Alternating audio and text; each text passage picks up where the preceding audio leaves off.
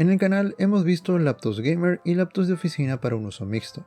Sin embargo, aún nos faltaba entrar en el ámbito de la creación de contenido y diseño gráfico. Por esa razón les traigo la Asus VivoBook Pro 15 OLED, un portátil que está dirigido para aquellas personas que quieran exprimir toda su creatividad y visión sin límites. O por lo menos eso es lo que dice Asus. ¿Qué tan cierto es esto? Eso lo veremos hoy. Pero antes... Este video llega gracias a GIF-Gmol. GIF-Gmol es una tienda de claves de software con más de 15 años de experiencia en el mercado. Aquí podemos encontrar claves de Windows 10 Home o Professional a un precio totalmente reducido a comparación con las tiendas de Microsoft. El único detalle de las claves de Windows es que son claves OEM, por lo que se adhieren a la placa madre de tu ordenador, pero pasar de $200 a menos de $15 es una oferta que no puedes dejar pasar. Se puede pagar con PayPal o con tarjetas Visa o Mastercard.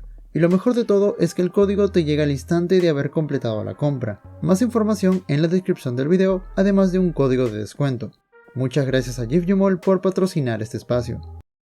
La Asus VivoBook que tengo aquí es el modelo K3500PH, que viene equipado con un Intel Core i5 de la 11ª generación y con la gráfica dedicada GTX 1650 Max-Q. Este término Max-Q quiere decir que es una versión un poco limitada a la 1650 normal de portátil, que en este caso consume 15 vatios menos. Empecemos hablando del diseño. Por la parte exterior puede verse muy similar a cualquier VivoBook, inclusive comparándolo con el VivoBook 15, el cual hemos visto aquí en el canal, visualmente son muy parecidas, salvo por el logotipo, que en este caso tiene un relieve 3D. La tapa sigue siendo de metal con una aleación de aluminio y el resto del chasis es totalmente de plástico. Sin embargo, la sensación en mano no tiene comparación con su versión normal. A pesar de ser plástico, realmente se siente una construcción más robusta y la tapa de igual manera se siente muy fija, tanto que aquí sí podemos abrirla con una sola mano.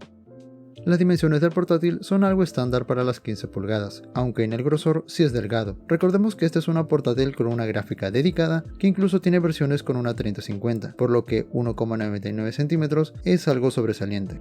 Abriendo la tapa nos encontramos con el teclado retroiluminado con LEDs blancos. Este tiene 3 niveles de brillo y una configuración de apagado de cada 30 segundos de inactividad. En general tiene una buena sensación al teclear, pero sin sobresalir demasiado. Diría que está en el nivel de las Lenovo IdeaPad.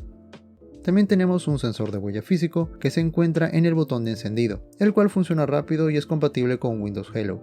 El touchpad es más amplio de lo normal y me parece excelente, pero no solo por las dimensiones, sino también por la sensación de uso. Se siente muy suave y preciso con todos los gestos. Sinceramente es de los mejores que he probado por este rango de precios.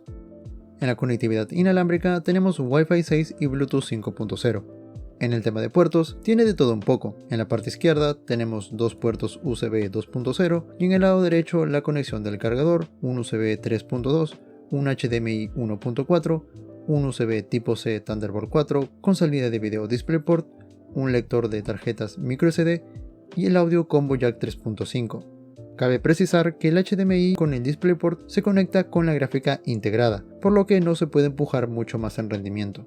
Como en su versión normal, no tenemos ninguna rejilla en los costados, solo en la parte inferior y al frente de la bisagra, que a primera vista no parece que fuera a brindar mucha ayuda, pero ya veremos cómo se desempeña.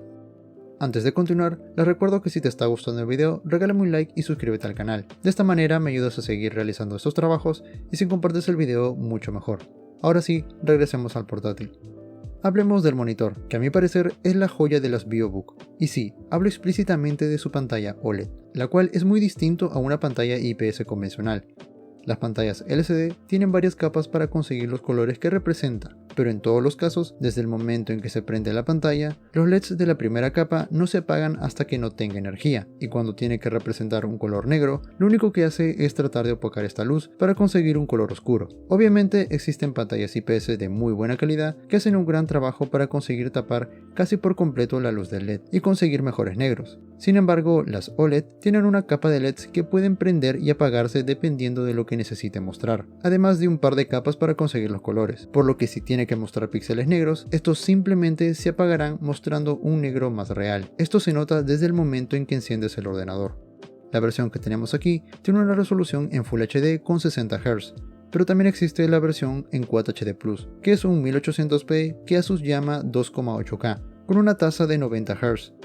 En lo que respecta a la gama de colores, cuenta con el 100% del DCI-P3, 100% del sRGB y 98% del Adobe RGB.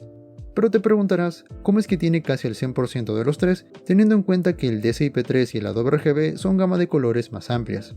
Pues esto se logra gracias a la calibración profesional que tiene, certificada por Pantone, la cual es una empresa que tiene un sistema estandarizado de identificación cromática. En otras palabras, identifica y clasifica los colores que podemos usar, por lo que con esta pantalla obtendrás unos colores más precisos con los índices de Pantone, y sinceramente es una exquisitez. Solo con la calidad de color que ve en pantalla, me hizo sentir que ve imágenes más nítidas a pesar de ser solo Full HD. La combinación de la pantalla OLED con el contraste y la profundidad de color sumado a la calibración de Pantone hace que esta pantalla sea espectacular. Incluso si no trabajas en diseño, consumir multimedia es toda una experiencia gracias a esta pantalla. Cabe precisar que las pantallas OLED tienen un acabado brilloso, por lo que el reflejo sí puede llegar a ser un poco molesto, pero el alto brillo también te puede ayudar a sobrellevarlo, ya que además tiene 400 nits de brillo y cuenta con HDR, con el cual hace que llegue a los 600 nits, aunque esto solo se puede activar si está conectado a la corriente. Sin embargo, hay una razón por la cual no es común colocar pantallas OLED en portátiles, además del precio, y es que estas pantallas tienen un punto débil, su tiempo de vida, y me refiero a la sensibilidad de los píxeles, ya que estos se pueden quemar haciendo quedar un halo de la imagen pasada como si fuera un ghosting. Hace 5 años esto era más común, en la actualidad no es tanto así, pero de todas formas hay una posibilidad. Asus es consciente de todo esto y tiene una serie de configuraciones en MyAsus específicamente para sus pantallas OLED. Primero tenemos la actualización de píxeles. Esto es una configuración clásica para pantallas OLED que incluso podemos encontrar en televisores. Hacia nuestros ojos no es más que un apagado de pantalla, pero por detrás realiza esta actualización. En TVs convencionales también ayuda a resolver algunos problemas de algún pequeño quemado de imagen. También está el cambio de píxel, que según dice Asus, mueve ligeramente los píxeles de la pantalla para que estos no se queden estáticos, pero lo mejor es que tú no lo percibes. Otra configuración es ocultar la barra de tareas de Windows, porque si no te has dado cuenta, esta barra siempre está ahí sin moverse, siendo una imagen estática, por lo que sería más propenso a generar ese degradado. Con esto lo podemos prevenir. Y hablando de la barra de tareas, también tenemos la opción de ponerlo en transparente, ya que así el color varía ligeramente dependiendo de las ventanas e inclusive el fondo de pantalla. Por otro lado, tenemos el control de nivel de atenuación, que en simple es un sistema de brillo especial para las pantallas OLED, ya que para un uso cotidiano se recomienda usarlo no más de un 60% de brillo, y si quieres un poco más, podrías moverlo con esta configuración. Esto no quiere decir que no uses el brillo al máximo ni el HDR, simplemente es mejor no usarlo en un largo periodo de tiempo, esto quiere decir a varios días. Por último, tenemos el modo objetivo, que cuando se activa aplica una atenuación de brillo en las ventanas que no estén en primer plano, nuevamente haciendo que los píxeles estén en movimiento de más o menos brillo. Esto sí podría molestar, ya que cuando cierras una ventana en primer plano, las ventanas que están atenuadas no cambian hasta que des clic en esa misma. En las configuraciones regulares de MyAsus tenemos las típicas de calibración de temperatura de pantalla, color y reducción de luz azul. Y ya que hablamos de las configuraciones, también es importante mencionar que contamos con dos limitadores de batería, una a 80% y otro 60% para usarlos sin preocupaciones conectado a la corriente. Más detalles en mi video sobre las baterías. Asimismo, tenemos 3 perfiles de energía, el cual Performance es para trabajos pesados, estándar para un uso mixto y modo susurro para trabajos livianos. El modo susurro es realmente silencioso, en gran parte de su funcionamiento hará todo lo posible para no encender los ventiladores. Y claro, esto es porque limita el consumo del CPU a 25 vatios, mientras que en estándar y performance consumen 30 y 49 vatios respectivamente. En la parte superior de la pantalla tenemos una cámara web con una resolución en 720p a 30 fps, que por cierto cuenta con un protector físico de privacidad. Y por parte de las configuraciones de MyAsus, tenemos un sistema de cancelación de ruido que funciona muy bien para las reuniones de meeting. Ahorita está desactivado lo que es la cancelación de ruido. Aquí está en la de un solo presentador. Ya me dirán si es que se escucha o no se escucha bien. Los parlantes del portátil se encuentran en la parte inferior. Cuentan con la certificación de Harman Kardon, empresa que se dedica al mercado auditivo. Para este portátil, el sonido que tiene es excelente en calidad. Realmente es un gusto escuchar música. Sin embargo, no es muy potente y solo llega a los 80 u 85 decibelios en su volumen máximo. Le mostraré una prueba para que tengan una idea de qué esperar.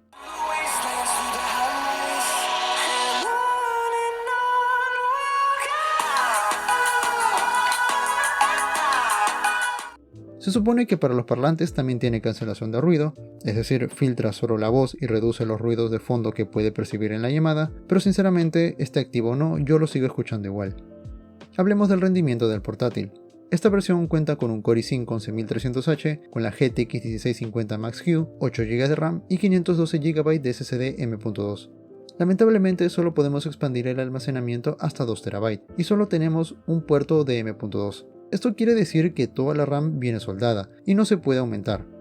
El Core i5 11300H es el sucesor del 10300H, un procesador que se usaba en portátiles gamer, el cual tenía un buen rendimiento, pero para la 11ª generación, el i5 para la laptops gamer es el 11400H, un procesador de 6 núcleos, mientras que el 11300 sería para las portátiles que tienen una visión más de Ultrabook, con un procesador de 4 núcleos y 8 hilos. Menciono esto porque el 11300H se nota que es un procesador gamer con un gran rendimiento. En tareas básicas va sobrado, y realmente se nota la mejora de una generación a otra. Este i5 podría competirle al i7 de 10ª generación, obteniendo un puntaje incluso mayor. Y por cierto, hace un buen match con Windows 11, ya que tiene animaciones más suaves y ayuda a que se sienta más fluido. Podría rendir para tareas como edición, productividad, AutoCAD renderizado 3D y todo tipo de trabajos. Sin embargo, digo podría, porque la que tengo aquí viene con 8 GB de RAM. Y para estos trabajos, 8 GB es muy poco. Intenté editar un video en 4K de manera simple, añadiendo algunas transiciones, y a pesar de tener la gráfica de Nvidia, no pude tener un playback fluido. Para Full HD, dependiendo de qué tan grande sea el proyecto, puede rendir. Para 4K de ninguna manera. Para AutoCAD, Maya o cualquier programa de maquetación 2D y 3D, la versión de 8 GB podría ayudarte a pasar de apuro y realizar algún trabajo simple, pero estaría limitado incluso para un estudiante de los últimos ciclos de arquitectura. Para trabajos de renderizado, productividad y desarrollo, 8 GB es muy corto. Y si bien es cierto, el hecho de que venga la RAM soldada asegura que el procesador tenga el mejor funcionamiento, para una persona que realiza trabajos de este estilo no creo que valga tanto la pena. Porque eso sí, los puntajes que obtuve en Cinebench fueron los mejores que encontré en la web. Es decir, el 11300H que tiene este portátil rinde mejor que otros 11300H en otras portátiles. Sin embargo, el límite de la RAM es demasiado. En lo que respecta a juegos, a pesar de tener 8 GB, puede apañárselas con cualquiera. En todos los juegos logramos conseguir 60 FPS solo moviendo los gráficos entre medio y bajo, y para los que les importan los fotogramas, puede brindar entre 100 a 150 FPS en juegos eSport. Si quieren más detalles de esto, hace un par de semanas subí un video mostrando todos los resultados, así que les recomiendo verlo luego. Hablando de su rendimiento, el desempeño térmico fue bueno en las tareas cotidianas e incluso jugando. En lo que respecta a la temperatura de la superficie del teclado, también es bastante buena, y a lo mucho llegó a 32 grados en la parte más caliente, que viene a ser cerca de la ñ, algo ya sorprendente debido a sus pocas rejillas, pero no pudo pasar las pruebas extremas, estresando al 100% el CPU. Incluso en las pruebas sintéticas siempre se topaba con los 95 a 100 grados, generando un thermal throttling. En la prueba extrema, estresando el CPU y la gráfica al mismo tiempo, simplemente no se puede usar. Como siempre digo, estas pruebas solo sirven para ver hasta qué punto puede llegar su sistema de enfriamiento, ya que en trabajos reales no tiene problema y no llega hasta este punto. Teniendo estos resultados, tuve la idea de streamear con este portátil, y usando el codec X264 solo podía con la configuración de Faster, ya que en Fast o Medium el CPU fácilmente se quedaba en 100%, y las temperaturas iban a más de 93 grados siendo injugable. Con NVENC y X264 en Faster o Very Fast era más aceptable, aunque siempre teniendo unos FPS algo inestables. En Fortnite, por ejemplo, iba entre 50 y 70 FPS con los gráficos en bajo. Tengamos en cuenta que solo tenemos 8 GB y muy probablemente la inestabilidad venga por esta razón. Para juegos un poco menos exigentes como Dota 2 es mucho más factible y podemos jugar tranquilos. En general el rendimiento es muy bueno para ser un equipo de 8 GB, pero el hecho de que no sea expandible no se limita en ciertos trabajos. Como detalle adicional, antes había comentado que es silencioso en modo susurro, pues en modo performance, mientras estamos jugando, obviamente los ventiladores hacen mucho ruido, y esto ya lo he mencionado. Si quieres un portátil que tenga potencia, no puedes pedir que sea silencioso, por lo menos no cuando exprima su poder, pues esta VivaBook Pro puede llegar a sonar casi como una gamer, emitiendo 47 decibelios, pero eso no es lo molestoso. La Asus VivaBook Pro, al ser una Ultrabook, está programada a minimizar el sonido del ventilador, por lo que a la mínima que sienta que el procesador está a una buena temperatura, este bajará la potencia de sus ventiladores, generando menor ruido. Pero al bajar la potencia de los ventiladores, el CPU vuelve a subir su temperatura, y nuevamente los ventiladores tienen que aumentar su potencia, generando mayor ruido, y así en un ciclo entre un ventilador que suena poco a uno que suena bastante. Este cambio constante sí es molestoso. En cualquier caso, sí cumple su función de ventilar, aunque con alguna incomodidad, pero siempre tenemos la opción de usar audífonos. Para terminar, hablemos de su autonomía. En este apartado es excelente, solo en video playback con YouTube obtuve unas 9 horas y media de reproducción continua. En trabajos más mixtos logra unas 5 a 6 horas, y sí, aquí incluso estuve editando algunos trabajos simples. La diferencia entre modo estándar y modo susurro en lo que respecta a la batería no diferencia mucho, salvo unos 30 o 40 minutos. Teniendo en cuenta todo esto, tengo un par de sentimientos encontrados. El portátil en general me ha encantado, por construcción, diseño, el touchpad, que tenga versiones con gráfica dedicada, buena duración de batería y más aún por su hermosa pantalla, son aspectos que solo esperaba ver en portátiles de gama alta. Porque no he hablado del precio. Esta portátil me costó unos $900 con envío a Perú desde Amazon. Sin embargo, también existen ediciones con la 3050 a un precio similar en mi país, aunque en versiones de 14 pulgadas, que sí, es una pulgada menos, pero con todos los pros, el precio me parece insuperable. Por otro lado, estas versiones económicas son justamente las que tienen 8 GB y no es recomendable para todos. Si tu uso es más mixto y realizas trabajos de diseño solo por hobby, es excelente, pero si realizas trabajos más pesados y eres un profesional de edición, diseño gráfico o en maquetación 3D, es recomendable buscar la versión con 16 GB de RAM. También existen versiones sin pantallas OLED, y la verdad, en esos casos sí podría estar viendo otras laptops, pero con la pantalla OLED no tengo ninguna duda. Claro que la tecnología OLED no es perfecta y requiere de cierto cuidado, como por ejemplo apagar la pantalla cada 10 minutos si no se está usando. Esto sumado a todas las herramientas que te brinda Asus, fácilmente te puede durar entre unos 6 a 7 años sin problemas, y por la calidad de colores creo que vale la pena. En mi video sobre la VivoBook normal mencioné que esas laptops también tienen versiones OLED, y es la misma pantalla que ven aquí, por lo que reafirmo que si ven una VivoBook normal OLED y quieren una buena pantalla a un bajo costo, esa es la mejor, claro que con menos potencia, pero ahí sí tienes la posibilidad de aumentar la RAM. Si quieren más detalle les dejo el video en la descripción. Eso ha sido todo por el video de hoy, muchas gracias por ver hasta el final. Sé que ha sido largo, pero me pareció oportuno tener que explicar todos los detalles inclusive de las pantallas OLED. Si te ha gustado, regálame un like, comparte el video con tus amigos y sígueme por mis redes sociales. Gracias por todo, cuídense mucho y nos vemos en un próximo video.